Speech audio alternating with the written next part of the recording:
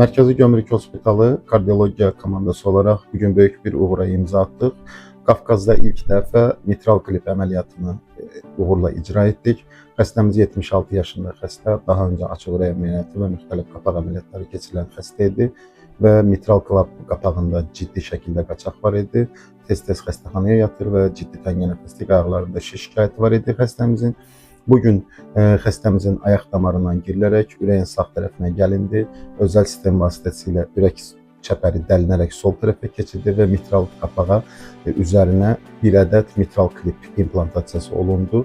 Uğurlu şəkildə xəstədə klapanında, qapağında olan qaçaq ortadan qaldırıldı və ciddi şəkildə xəstənin qapaq problemi ortadan qaldırılmış oldu və bütün Mərkəzi Gömrük Hospitalın kardiologiya komandasına bu əmək üçün təşəkkür edirəm.